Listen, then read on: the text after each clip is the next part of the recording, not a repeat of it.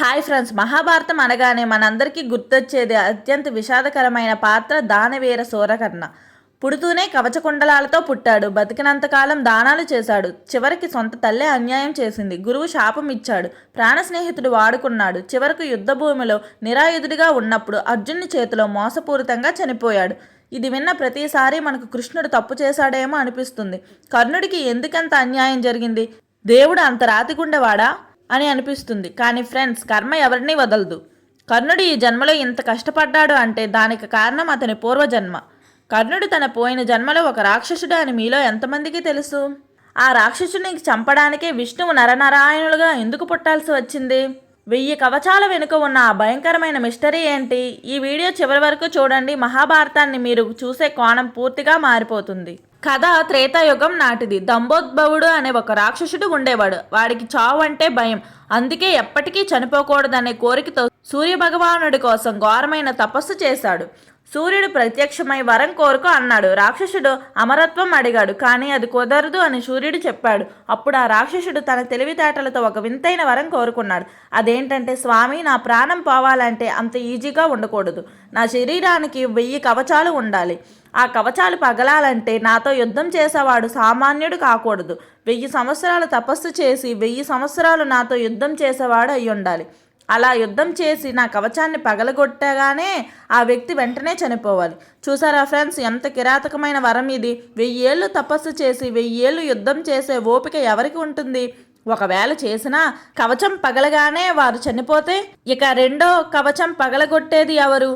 అంటే వాడికి చావే లేదని ఫిక్స్ అయ్యాడు. సూర్యుడు తప్పక వరాన్ని ఇచ్చాడు.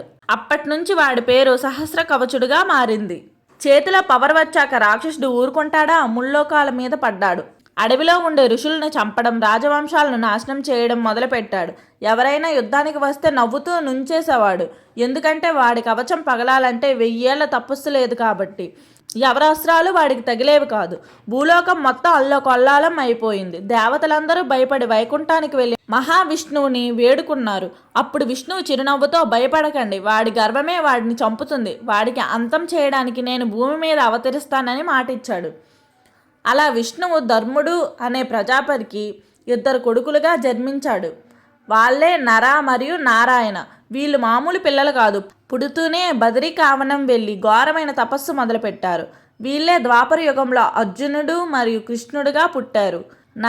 నారాయణులు ఇద్దరు ఒకటే ఆత్మ, 2 శరీరాలు. వాళ్ళ తపశ్శక్తి ఎంత పెరిగిందంటే ఇంద్రుడి సింహం కూడా కదిలిపోయింది.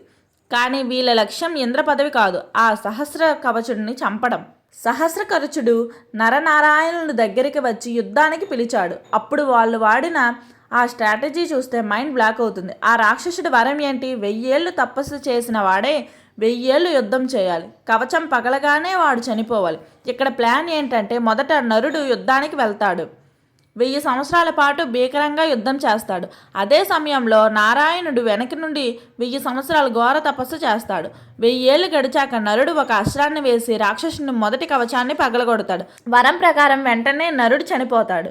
అప్పుడు రాక్షసుడు నవ్వుతాడు. హమ్మయ్య, వీడు పోయాడు అనుకుంటాడు. కానీ వెనక 1000 ఏళ్ళు తపస్సు చేసిన నారాయణుడు లేచి వచ్చి తన తపశ్శక్తితో నరుడిని మళ్ళీ బతికిస్తాడు. అప్పుడు నారాయణుడు యుద్ధానికి వెళ్తాడు. నరుడు తపస్సులో కూర్చుంటాడు. మళ్ళీ 1000 ఏళ్ళు యుద్ధం, రెండో కవచం పగులుతుంది. నారాయణుడు పడిపోతాడు. నరుడు లేపుతాడు. ఇలా ఒకరు యుద్ధం, ఒకరు తపస్సు, మార్చి కొన్ని వేల సంవత్సరాల పాటు యుద్ధం చేస్తూనే ఉన్నారు. రాక్షసుడికి పిచ్చెక్కిపోతుంది. వాడి కవచాలు ఒక్కొక్కటిగా రాలిపోతున్నాయి. అలా 999 కవచాలు పగిలిపోయాయి. ఇక మిగిలింది ఒకే ఒక కవచం. ఆ ఒక్కటి కూడా పోతే తన పని అయిపోతుందని భయపడి సహస్రకవచుడు పారిపోయి సూర్యలోకంలో సూర్యభగవానుడు వెనక దాక్కున్నాడు. నరనారాయణులు అక్కడికి వెళ్ళారు. కానీ సూర్యుడు నా శరణు కోరి వచ్చిన భక్తుడికి నేను వదలను అని అడ్డుపడ్డాడు. అప్పుడు నారాయణుడు హెచ్చరించాడు. సూర్యదేవ, వాడిని కాపాడినందుకు నువ్వు వాడు కూడా భూమి మీద పుట్టాల్సి వస్తుందని. అలా త్రేతాయుగం ముగిసింది. ద్వాపర యుగం వచ్చింది. ఆ మిగిలిన ఒక్క కవచంతో ఉన్న రాక్షసుడే కుంతీదేవి గర్భాన సూర్యుని అంశంతో కర్ణుడిగా పుట్టాడు. అందుకే కర్ణుడి పుట్టుకతోనే కవచంతో పుట్టాడు. అది దేవుడిచ్చిన వరం కాదు, ఆ రాక్షసుడికి మిగిలిన పాపం. వాడిని చంపడానికి నరనారాయణులే అర్జున మరియు కృష్ణులుగా పుట్టారు. ఇప్పుడు అర్థమైందా ఫ్రెండ్స్? కర్ణుడిని చంపమని కృష్ణుడు అర్జునునికి ఎందుకు ప్రోత్సహించాడు? ఇంద్రుడు యాచకుడులా వచ్చి కర్ణుడి కవచాన్ని ఎందుకు పట్టుకుపోయాడు? ఎందుకంటే ఆ కవచం ఉన్నంత వరకు కర్ణుడిని చంపడం ఎవరి తరం కాదు. కర్ణుడు ఈ జన్మలో మంచివాడే కావచ్చు, కానీ ఆత్మ మోస్తున్న కర్మ ఎవరికీ పోదు. పూర్వజన్మలో చేసిన పాపాలే ఈ జన్మలో శాపాలుగా మారి కర్ణుని వెంట వెంటాడాయి. కృష్ణుడు చేసింది అధర్మం కాదు, పెండింగ్లో ఉన్న రాక్షస సంహారం. సో ఇదండి కర్ణుడి కవచాల వెనుక ఉన్న అసలు రహస్యం. ఈ స్టోరీ విన్నాక కర్ణుడి మీద మీ అభిప్రాయం మారిందా? కింద కామెంట్ చేయండి.